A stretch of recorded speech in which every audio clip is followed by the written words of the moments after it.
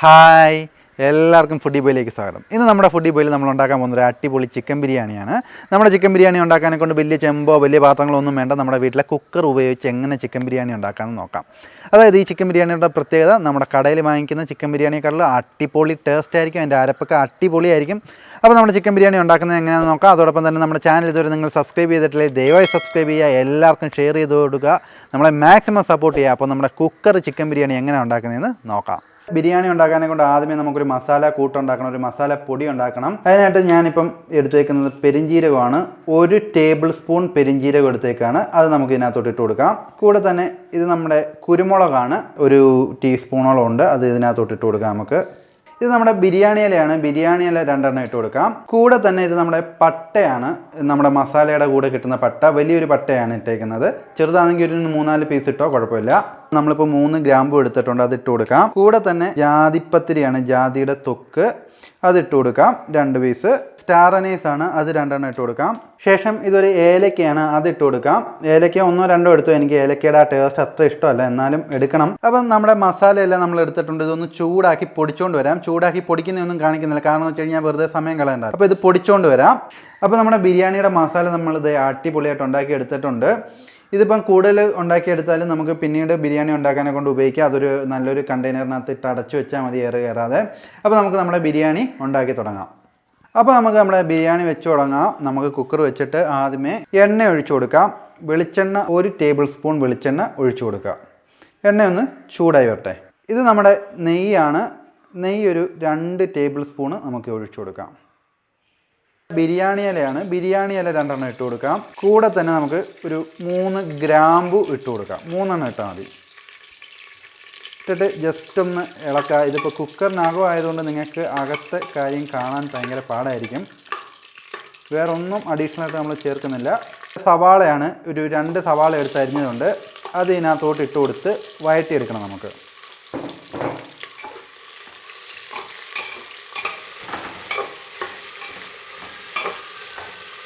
തക്കാളിയാണ്, 3 തക്കാളി എടുത്ത് അരിഞ്ഞത് ഇട്ട് കൊടുക്കാം. തക്കാളി ഇട്ടിട്ട് നല്ലോണം വഴറ്റണം നമുക്ക്. ഇതിനകത്തോട്ട് നമുക്ക് നമ്മുടെ പച്ചമുളക് ഇട്ട് കൊടുക്കാം. അപ്പോൾ നമ്മൾ 3 പച്ചമുളക് കട്ട് ചെയ്തെടുത്തതാണ്. ഇത് നമ്മുടെ ജിഞ്ചർ ഗാർലിക് പേസ്റ്റാണ്, അത് 1 ടേബിൾ സ്പൂൺ നമുക്ക് ഇട്ട് കൊടുക്കാം. എന്നിട്ട് നല്ലോണം നമുക്ക് ഇളക്കി കൊടുക്കാം. ഇത് നമ്മുടെ മഞ്ഞൾപ്പൊടിയാണ്. മഞ്ഞൾപ്പൊടി 1 ടീസ്പൂൺ ഇട്ട് കൊടുക്കാം നമുക്ക്. കാശ്മീരി പൊടിയാണ്. കാശ്മീരി പൊടി 1 ടേബിൾ സ്പൂൺ ഇട്ട് കൊടുക്കുക. എനിക്ക് എരി കുറച്ച് മതി, നമ്മൾ 4 പച്ചമുളക് ഇട്ടിട്ടുണ്ട്. കൂടെ തന്നെ മല്ലിപ്പൊടി 1 ടീസ്പൂണാണ്, ടേബിൾ സ്പൂൺ അല്ല, അതും ഇട്ട് കൊടുക്കുക. എന്നിട്ട് നല്ലോണം നമുക്ക് മിക്സ് ചെയ്യണം. അടിപൊളിയായിട്ട് ഇതെല്ലാം കൂടി ഒന്ന് മിക്സ് ചെയ്തെടുക്കണം. ഇത് നമ്മുടെ മസാലപ്പൊടിയാണ്, പൊടിച്ച് വെച്ച മസാലപ്പൊടി. അത് ഇതിനകത്തോട്ട് ഇട്ട് കൊടുക്കുക നമുക്ക്. മസാലപ്പൊടി ഇട്ടിട്ട് നമുക്ക് നല്ലോണം ഇളക്കണം. അടിക്ക് പിടിക്കാതെ പെട്ടെന്ന് ഇളക്കണം. നമ്മുടെ അരപ്പൊക്കെ ശ്രദ്ധിച്ചോണം. ഫ്ലെയിം ഒന്ന് കുറച്ച് വെക്കണം. ശേഷം 1 ബൗൾ തൈര് ഒഴിച്ചു കൊടുക്കുക. തൈര് ഒഴിച്ചിട്ട് നല്ലോണം നമുക്ക് ഇളക്കണം. ഇത് നമ്മുടെ പുതിനയിലയാണ്. 1 കെട്ട് പുതിനയില നല്ലോണം കഴുകി വൃത്തിയാക്കി എടുത്തിട്ടുണ്ട്. അത് നമുക്ക് ഇട്ട് കൊടുക്കാം. ഒരു ചെറിയൊരു ബോൾ മല്ലിയില എടുത്തിട്ടുണ്ട്. ഇനിയിപ്പോൾ ഇത് നമുക്ക് പുതിനയിലയും മല്ലിയിലയും കൂടി ഇട്ട് ഇളക്കി കൊടുക്കാം. അപ്പോൾ നമ്മുടെ അരപ്പും മസാല എല്ലാം അടിപൊളിയായിട്ട് ഇത് നമ്മൾ വഴറ്റി എടുത്തിട്ടുണ്ട്. തക്കാളിക്ക് നല്ല രീതിയിൽ ഉടയണം, എന്നാലേ ആ ബിരിയാണിയുടെ ആ ടേസ്റ്റ് നമുക്ക് കിട്ടത്തുള്ളൂ. ഇനി നമ്മുടെ മെയിൻ ഐറ്റമായിട്ടുള്ള ചിക്കൻ ഇട്ട് കൊടുക്കാം നമുക്ക്. ചിക്കൻ ഞാനിപ്പോൾ 1 കിലോ ചിക്കൻ എടുത്തിട്ടുണ്ട്. അതായത് എല്ലുള്ള പീസാണ് ഏറ്റവും നല്ലത്. അപ്പോൾ നല്ലോണം ചിക്കനും നമ്മുടെ അരപ്പും കൂടി നല്ലോണം പറ്റണം.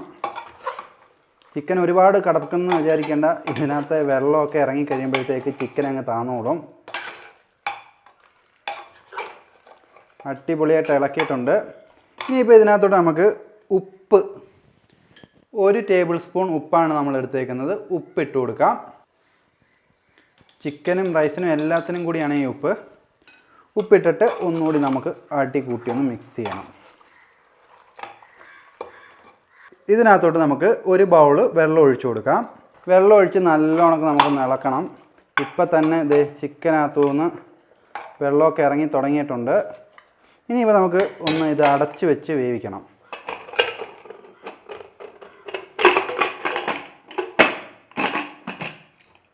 നല്ല ചൂടുണ്ട്, അതാണ്. അടച്ച് വെച്ച് വേവിക്കണം. ഇനിയിപ്പോൾ ഒരു വിഷിലടിക്കുമ്പോൾ നമുക്കിതെടുത്ത് വാങ്ങണം.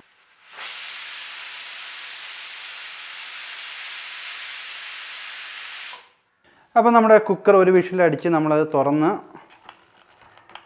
ജസ്റ്റ് ഒന്ന് ആവി കയറിയിട്ടുണ്ട്, അതൊന്ന് കളഞ്ഞിട്ട് അടിപൊളിയായിട്ട് ഇത് തുറന്നെടുത്തിട്ടുണ്ട്.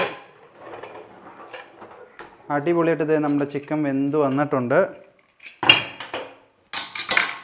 ജസ്റ്റ് ഒന്ന് ഇളക്കി കൊടുക്കുക. അതേണ്ടോ അടിപൊളിയായിട്ട് വെന്ത് വന്നിട്ടുണ്ട്. ചിക്കനകത്തുള്ള വെള്ളവും കൂടി ഇറങ്ങി. ഇനി അടുത്ത പരിപാടി എന്ന് വെച്ച് കഴിഞ്ഞാൽ നമ്മുടെ റൈസാണ്. 1/2 kg റൈസ് എടുത്തിട്ടുണ്ട്. നമ്മളത് കഴുകി വൃത്തിയാക്കി കുതിർത്ത് വെച്ചേക്കാണ്. അതിട്ട് കൊടുക്കാം.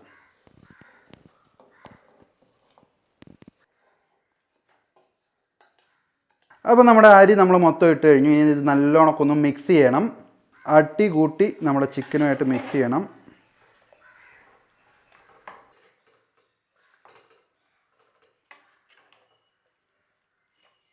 അപ്പോൾ നമ്മളിത് നല്ലോണമൊക്കെ ഇളക്കിയിട്ടുണ്ട്. ഇത് നമുക്കിനിയിപ്പോൾ അടച്ച് വെച്ചിട്ട് വേവിക്കാം. ഒരു 3 വിഷിൽ അത് മതി നമുക്കിത്. അതിനുള്ളിൽ അടിപൊളിയായിട്ട് വെന്ത് വരും. ഇനിയിപ്പോൾ ഒരു 3 വിഷിൽ വരുമ്പോൾ നമുക്കിത് വാങ്ങി സെർവ് ചെയ്യാം. അപ്പോൾ നമ്മുടെ കുക്കർ 3 വിഷിൽ അടിച്ചായിരുന്നു. നമുക്ക് അത് എടുത്ത് നമ്മൾ വാങ്ങി തുറന്നു നോക്കാം. അടിപൊളിയായിട്ട് ഇത് വന്നിട്ടുണ്ട്. അടിപൊളി സൂപ്പറായിട്ട് വന്നിട്ടുണ്ട്. ഇതേണ്ടോ അടിപൊളിയായിട്ട് ഇത് വെന്ത് വന്നിട്ടുണ്ട്. ഇതിപ്പോൾ നമുക്കിനി സെർവ് ചെയ്യാം.